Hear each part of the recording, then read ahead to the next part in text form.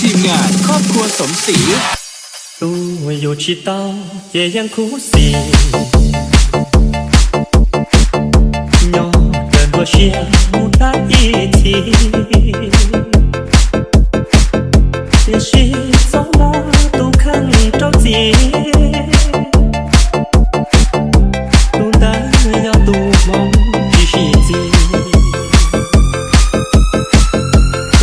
有知道夜线ยังได้อยู่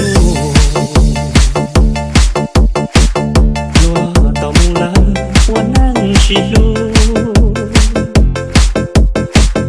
只有到家只咖啡路，这梦只多路在起步，ก็ตุนนอเทียyaก็ลีสังจัง是通家要年纪。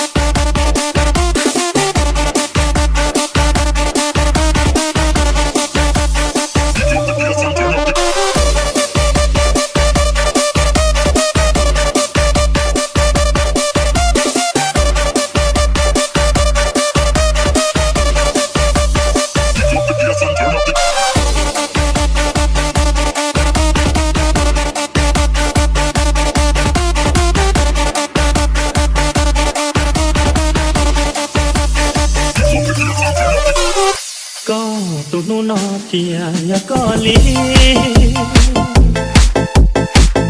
สังจัง是通家要年纪错误的话路却撒气我一些路ก็更急路有知道也要梦去想是到了小能活干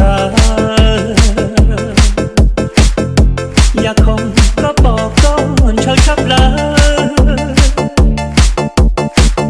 แต่เราต้องแก้จี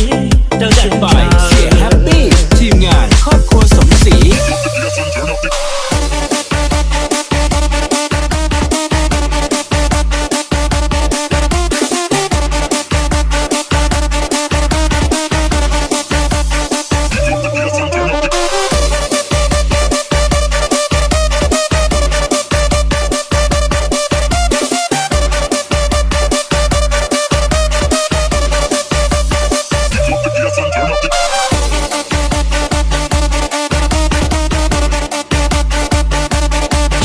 Listening to DJ Suki